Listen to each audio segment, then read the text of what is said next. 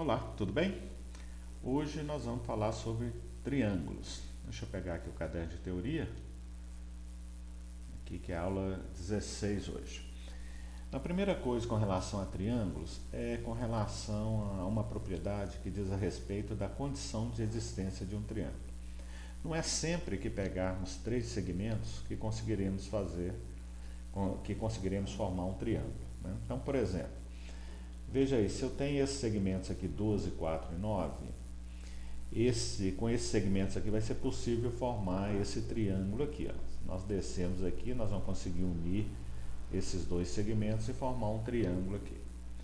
Já nesse outro exemplo aqui, onde que eu tenho 12, 4 e 8, olha, se eu baixo, veja que 4 mais 8 é 12.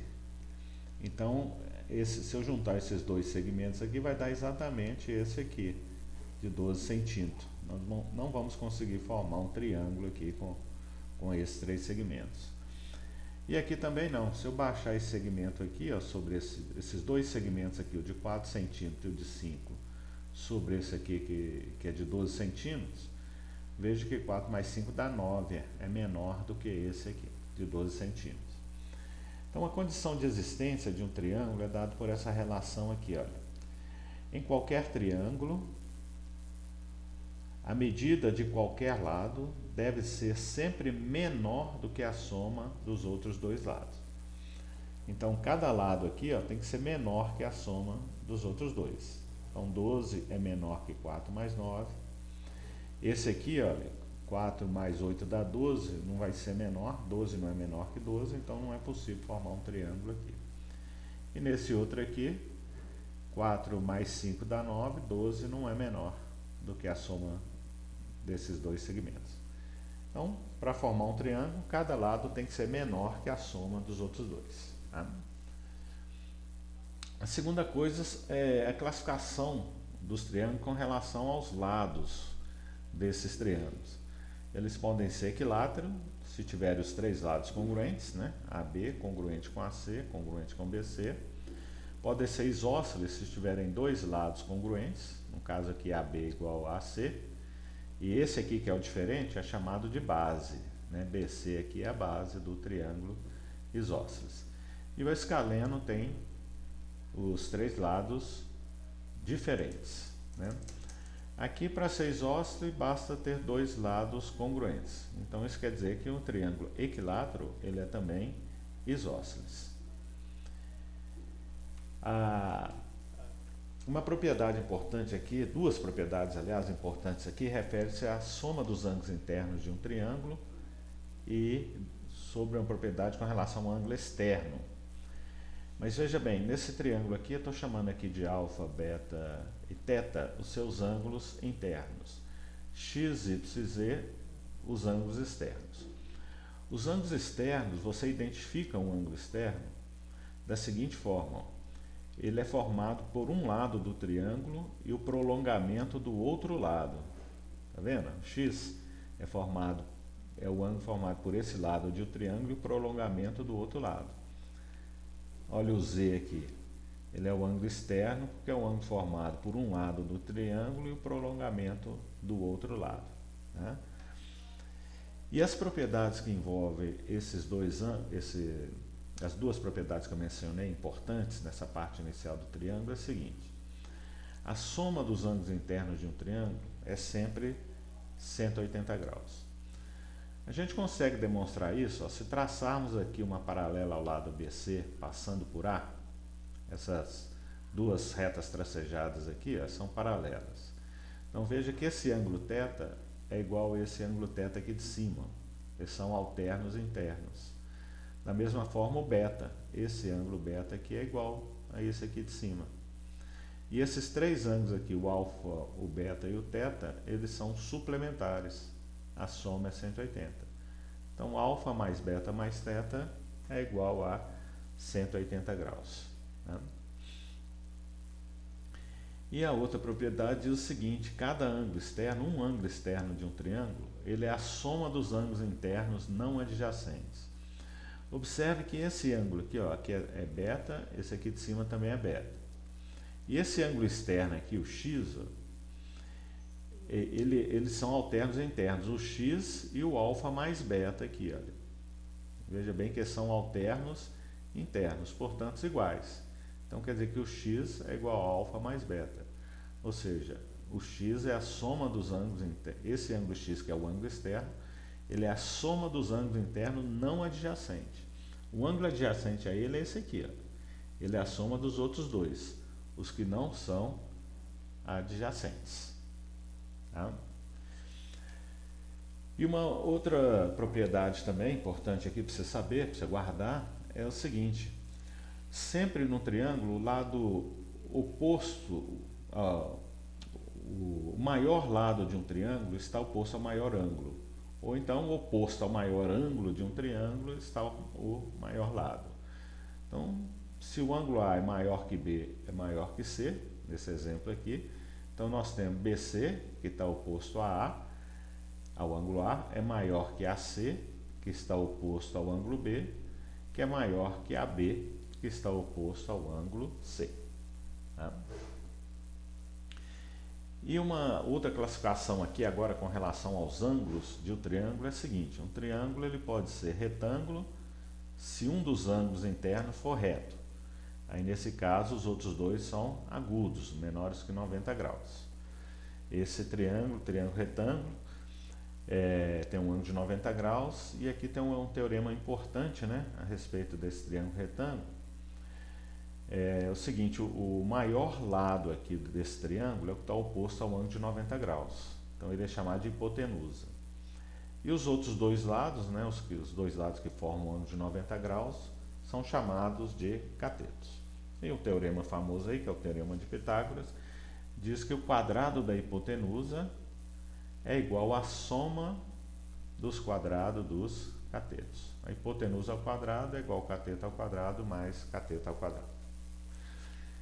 O triângulo acutângulo é o triângulo que tem os três ângulos agudos, né, menores que 90 graus. E obtusângulo é o triângulo que tem um ângulo obtuso, um ângulo maior que 90 graus. Bom, triângulo equilátero, né? Se o triângulo é equilátero, eles têm os três lados iguais, e como oposto ao maior lado está o maior ângulo, já que no caso aqui eles são iguais, então os ângulos também são iguais. Como a soma é 180, então cada um vale 60. 180 dividido por 3 dá 60. E no triângulo isósceles, que tem dois lados iguais, os ângulos da base são iguais. A base de um triângulo isósceles é aquele lado que não é igual, que é o diferente, né? Ele é a base. Então, os ângulos da base num triângulo isósceles são congruentes, são iguais, eles têm as mesmas medidas. E tem três pontos notáveis, aliás, 4 pontos notáveis importantes aqui que você deve guardar num qualquer triângulo. Então, veja bem, se eu pegar esse segmento aqui, que parte de um vértice do triângulo até o ponto médio do lado oposto, esse segmento aqui recebe o nome de mediana. Então, mediana é o segmento que tem como extremos um vértice do triângulo e o ponto médio do lado oposto. Então, veja que são 3 medianas. Tá? Partindo aqui de cada vértice, nós conseguimos traçar 3 medianas. E essas 3 medianas, elas se encontram num ponto, e um ponto importante, que é chamado de baricentro. Baricentro é o ponto de encontro das medianas. Elas se encontram no mesmo ponto, esse ponto é chamado de baricentro. Existe uma relação aqui, olha, que é a seguinte: essa distância aqui do vértice A até o baricentro é o dobro da distância aqui do baricentro até o ponto médio. Essa medida aqui, AG, é o dobro de GM. Né? E outro segmento importante, esses segmentos são chamados de sevianas, tá? Esses segmentos que partem de um vértice até o lado oposto de um triângulo são chamados de sevianas. No caso aqui, essa é a mediana. A altura, como você identifica a altura?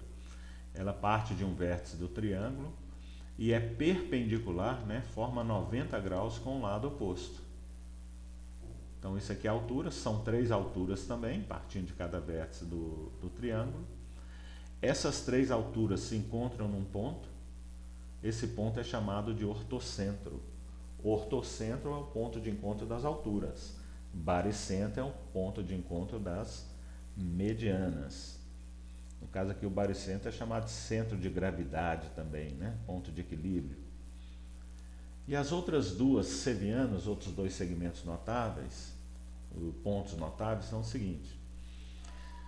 Esse segmento aqui que parte do ponto A e divide esse ângulo aqui em 2 ângulos iguais, ele é chamado de bissetriz do triângulo. A bissetriz é o segmento, né, que tem como extremos um vértice de um triângulo e a interseção da bissetriz desse ângulo com o lado oposto. Tá? Então esse ângulo é igual a esse, então esse segmento aqui é chamado de bissetriz. São 3 bissetrizes. Se eu pegar as 3 bissetrizes, né, partindo aqui de cada um dos vértices, elas vão se encontrar num ponto. Esse ponto é chamado de incentro.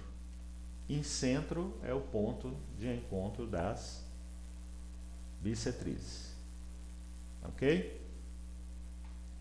E a última seviana, o último ponto notável aqui, é esse que é determinado pelas mediatrizes dos lados do triângulo. Ou seja, a mediatriz ela passa pelo ponto médio do lado de um triângulo e é perpendicular a esse ponto. Tá? Nesse caso aqui, a mediatriz não parte dos vértices, né? E diferentemente das outras 3 que nós vimos, lá nós tínhamos segmentos. Aqui nós temos reta. Mediatriz é uma reta.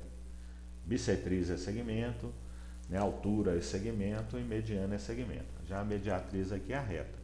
É a reta que é perpendicular ao lado do triângulo, passando pelo ponto médio. Essas 3 mediatrizes do triângulo se encontram num ponto também. Esse ponto é chamado de circuncentro. Circuncentro é o ponto de encontro das mediatrizes de um triângulo. É chamado de bico, né? Você pode guardar essa palavra bico. B de baricentro, I de incentro, C de circuncentro e O de ortocentro. Agora você tem que relacionar esses pontos com os segmentos que está associado a eles, né, a esses pontos. Então, baricentro, ponto de encontro das medianas, incentro é o ponto de encontro das bissetrizes, circuncentro é o ponto de encontro das mediatrizes e ortocentro é o ponto de encontro das alturas. Bacana? Agora, no próximo vídeo, nós vamos fazer alguns exercícios envolvendo essa teoria. Mas você já pode estudar lá seu caderno de teoria, no final lá tem alguns exercícios, e no caderno de exercícios também. Um abraço e até a nossa próxima aula.